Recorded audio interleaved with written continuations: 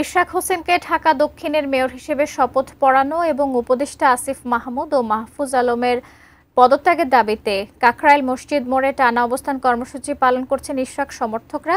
সেখানে আছেন সহকর্মী জাহিদ হোসেন, সরাসরি যুক্ত হচ্ছে তার সঙ্গে। জাহিদ, আপনি এর আগেও জানাচ্ছিলেন আমাদের অবস্থান কর্মসূচি সম্পর্কে, এই মুহূর্তে চিত্র জানাবেন।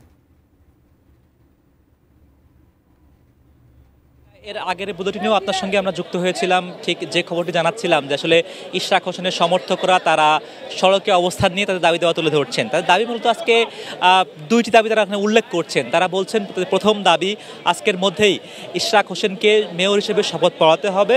একই সঙ্গে অন্তর্বর্তীকালীন সরকারের উপদেষ্টা হিসেবে যিনি স্থানীয় সরকার উপদেষ্টা আছেন আসিফ মাহমুদ সজীব ভুইয়া, তার পদত্যাগটি সেটি কার্যকর করতে হবে।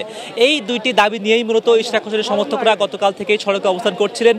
এখনও আমরা আছি কাকরাইল মোড়ে, সেখানে তারা এখানে এখনও দলবদ্ধ হয়ে তারা এখানে অবস্থান করছেন। আপনাকে এই অঞ্চলটিকে ঘুরিয়ে দেখাতে চাই।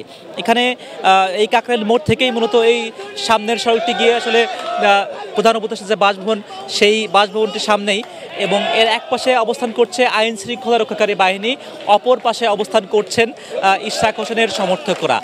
সেই সমর্থকদের মাঝ থেকে তারা যে স্লোগানটি দিচ্ছেন, সেই স্লোগানে ভেসে উঠছে তারা ঘরে ফিরবেন না দাবি না মানলে।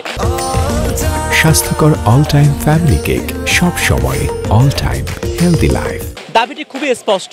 আজ যেহেতু 11:30টায় এই ইশরাক হোসেনকে শপথ পড়ানো না পড়ানো নিয়ে আসলে রিটের শুনানি রয়েছে, সেই শুনানির ফলাফল কি আসে তার দিকে তাকিয়ে আছেন যারা এখানে আন্দোলন করছেন ইশরাক হোসেনের পক্ষে। এবং সেই আসলে রাজনীতির পক্ষে না আসে শপথ গ্রহণের যে রায়টি, তাহলে তারা আসলে সড়কে অবস্থান করবেন এবং কঠোরতম যে আন্দোলন সেদিকে ধাবিত হওয়ার যে আভাস তারা ইতোমধ্যেই দিচ্ছেন। এবং যেহেতু এখানে একটু সামনেই প্রধানমন্ত্রীর বাসভবনকে কেন্দ্র করে আশপাশে সকল এলাকায় মূলত 144 ধারা জারি করা আছে, কাজেই সেই এলাকার নিরাপত্তা ব্যবস্থার দিকেও এখানে আইন শৃঙ্খলা রক্ষাকারী বাহিনীকে বেশ সচেষ্ট দেখা গিয়েছে। ইতিমধ্যেই দেখছেন সারি সারি পুলিশের যেই দাঁড়িয়ে থাকার যে অবস্থান তারা নিয়েছেন। এপিবিএর সদস্যরা আছেন, র্যাবের সদস্যরা আছেন, সেনা সদস্যরা আছেন, আর্মি পুলিশের সদস্যরা আছেন। তারা এখানে নিশ্চিদ্র নিরাপত্তা নিশ্চিত করছেন প্রধান উপদেষ্টার বাসভবন যমুনাকে কেন্দ্র করে। এবং বেলা বাড়ার সঙ্গে সঙ্গেই মূলত ইশরাক হোসেনের সমর্থকরা এই কাকরাইল এলাকা, মৎস্যভবন এলাকা, এই এলাকায় তারা উপস্থিতি বাড়াচ্ছেন এবং তারা আসলে এই উপস্থিতি বাড়ানোর মাধ্যমে একটি বার্তা দিতে চাইছেন তারা আসলে আজকে ঢাকার রাজপথ, বিশেষ করে এই সমগ্র আশপাশের অঞ্চলগুলোকে তারা নিয়ন্ত্রণে রাখতে চায়। এবং শাকিলা, খুব বেশি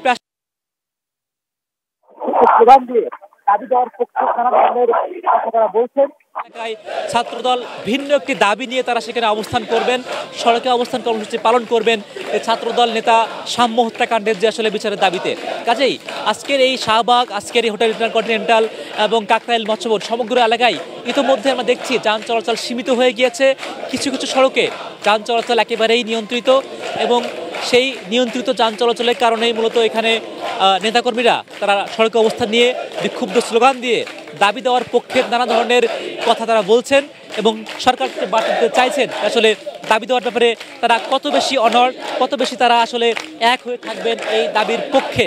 শাকিলা, পরবর্তী বুলেটিনে হয়তোবা এই জনসমাগমের খবর নিয়ে আবারও জানাতে যুক্ত হব। আপাতত ইশরাক হোসেনের যে সমর্থক তাদের দাবি দেওয়া নিয়েছিল আমার কাছে সর্বশেষ। শাকিলা।